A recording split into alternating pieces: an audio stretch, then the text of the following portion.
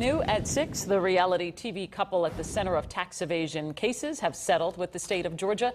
The case reduced their liability by millions. Channel 2's investigative reporter Nicole Carr live in our newsroom. And Nicole, many people want to know how this major investigation ended up like this. Absolutely. We went to independent experts to see how you go from a $2 million debt to what really amounted to just under $150,000. They say this is a mix of cooperation by the Chrisleys, common negotiation tactics, and both parties walking away with something.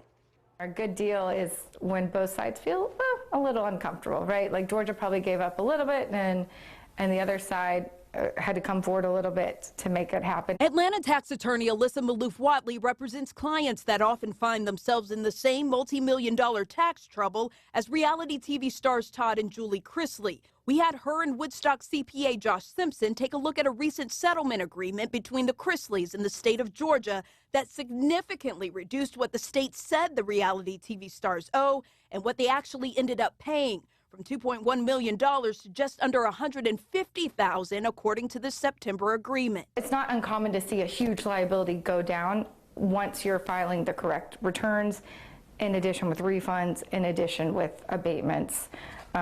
This is a completely normal tax case. It's a mathematical equation to see how much they can afford to pay.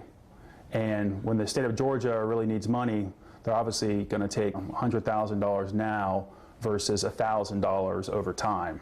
The settlement stems from a tax evasion case launched after a 2017 Channel 2 investigation. The issue here was they didn't believe that they were residents of Georgia, so they didn't file returns. But the federal government's report of the Chrisleys' income would have been forwarded straight to Georgia, where several years' worth of returns were filed for them with no consideration to income losses or deductions. If they're having to do it for you, they're just taking income and saying, okay, this is your income and this is the tax that you owe. In 1 year alone, a corrected return played into a major liability deduction for the Chrisleys. We're talking hundreds of thousands of dollars.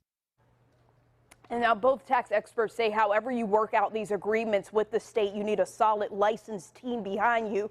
And they agree the government will often use celebrity cases and make examples out of people. This Chrisley agreement has a common caveat. Should any federal audit come to a different conclusion about what they've made over the years, the agreement would be void. But again, that's a common clause in these agreements. Live in the newsroom, Nicole Carr, Channel 2 Action News.